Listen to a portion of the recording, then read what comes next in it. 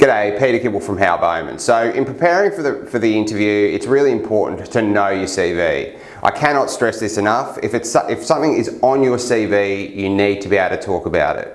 So things to focus on, people respond well to real examples, so make sure you have some examples of each aspect of your role, no matter how mundane it might seem.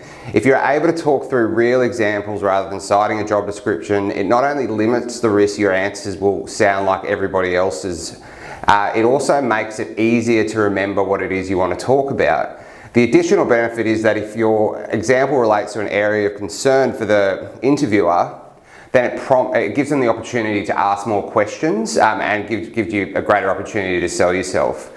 The next point I would just say, just know the specifics. This means from the dollars and time saved as a result of something you have implemented through to the annual revenue of clients if you're in a consulting role.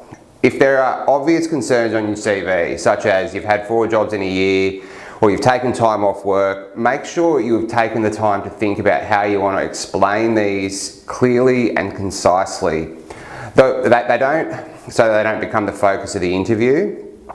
If someone asks you a question that is clearly addressed on your CV, they want to hear you talk about it. Most hiring managers' least favourite answer to a question is, "It is on my CV." Your CV was the written test, the interview is the verbal. As we've discussed previously, when you are thinking about how you want to structure your answers, a really effective tool would be just to use the STAR method, which is simply situation, task, action, result.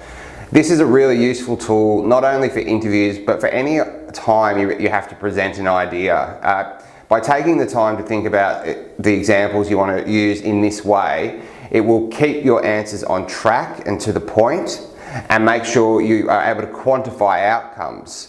Again, it is important to know your CV and your achievements, but the purpose of taking the time to prepare for an interview is not so you can rattle off answers like a robot. It is to make sure you have thought about what is most relevant for the meeting, the role you are interviewing for, and to give you the confidence you need to have a successful meeting.